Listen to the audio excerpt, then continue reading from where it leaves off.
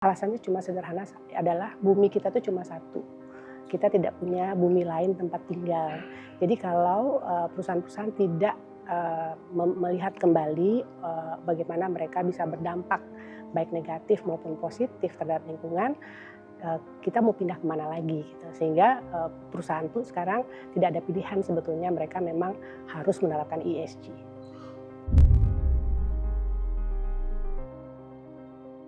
Pernyataan tersebut menggambarkan urgensi dari isu keberlanjutan global.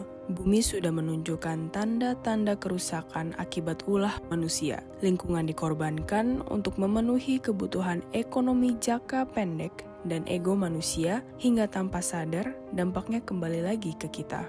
Padahal, keberlanjutan ekonomi justru harus berjalan beriringan dengan kelestarian lingkungan. Bagi Pak Emil, tadi saya sudah sampaikan di depan juga, tadi saya curi dari Pak Emil, bahwa ekonomi dan ekologi itu tidak mesti dipertentangkan satu sama lainnya.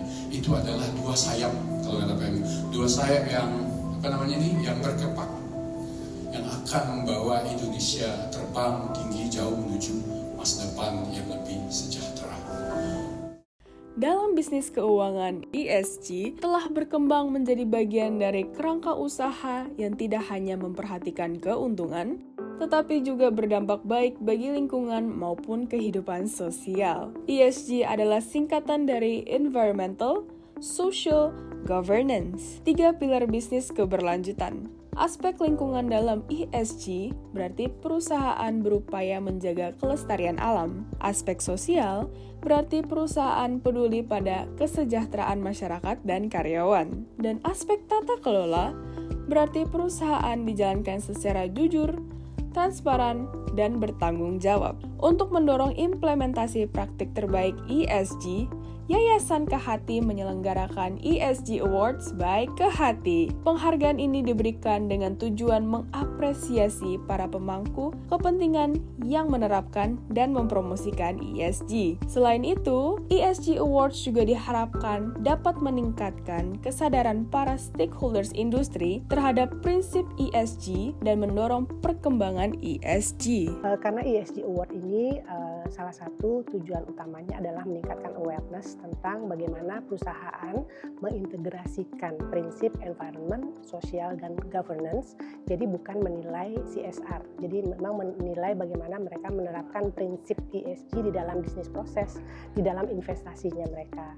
Dan perkembangannya sebenarnya luar biasa, makanya award ini dilakukan supaya lebih memotivasi, sehingga lebih banyak lagi perusahaan yang terinspirasi dan bisa membuat ESG itu menjadi lebih baik dan betul-betul bisa berdampak terhadap sosial dan lingkungan hidup.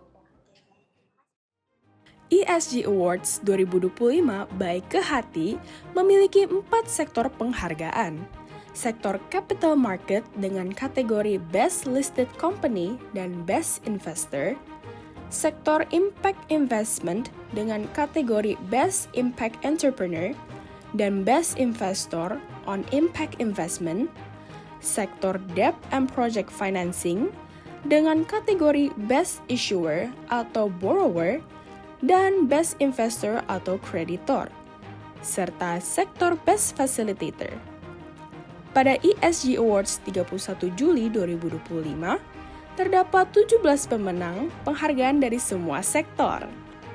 Secara tangible, tentu kami telah mendapatkan manfaat dari ESG karena fund-fund yang berbasis prinsip ESG memiliki volatilitas yang lebih rendah dibandingkan dengan fund-fund berbasis non-ESG.